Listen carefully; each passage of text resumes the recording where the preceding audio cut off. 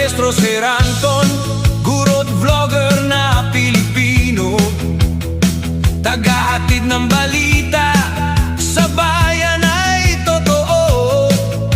Mga benepisyo ng guro, kanyang tinatalakay. Sa video natin ngayon mga maestro ay pag-usapan naman natin itong list of SDO with released medical allowance for fiscal year 2026. Ayan, so ngayong araw nga po ay April 15.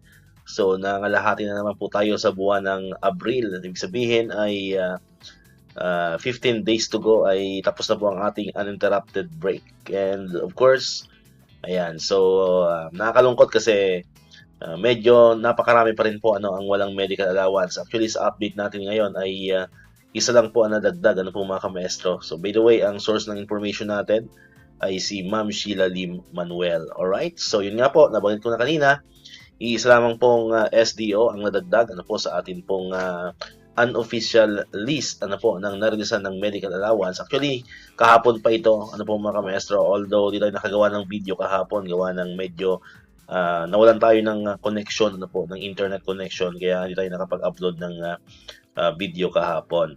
Alright, so ang tinutukoy po natin ay walang iba kundi ang SDO Zambales. Ayan, so congratulations po sa mga kamaestro natin dyan sa SDO Zambales. Ayan, so kung may nanonood sa atin from SDO Zambales, ayan, comment down below naman.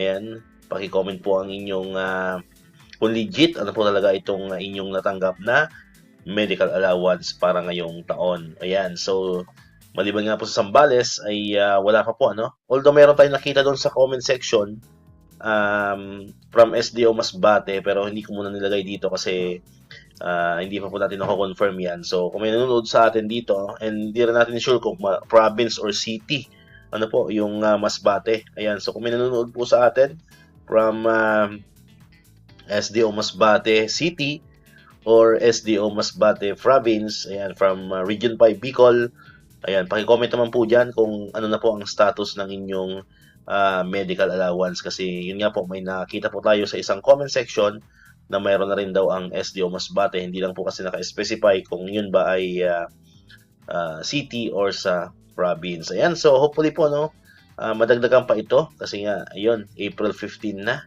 So, sana po ay bago matapos ang April ay mas marami po mga SDO ang madadagdag po dito sa mga narilisan na rin ng medical allowance. And syempre, kung nanonood po kayo dyan at nakakatanggap na rin kayo ng medical allowance pero wala pa po sa mga nagagawa po nating video, ay pwede nyo rin pong i-comment dyan sa atin pong comment section. And syempre, kung wala pa kayong medical allowance, comment na rin kayo dyan para alam natin kung saan-saan pa mga SDO yung mga wala pa pong medical allowance na natatanggap. Alright, so dito ko natatapusin itong ating video ngayon mga kamaestro. Kung hindi ka pa nakakapag-subscribe, click mo na ang subscribe button dyan para ikaw yung unang nakapanood ng mga videos na upload natin. Katulad ito, yung mga updates pa rin about sa medical allowance and other benefits sa mga teachers and government employees. And syempre, click mo na rin ang notification bell button para mananotify ka. Always updated ka pag may mga bago tayong uploaded na videos. Muli, maraming salamat sa inyong panonood at pakikinig.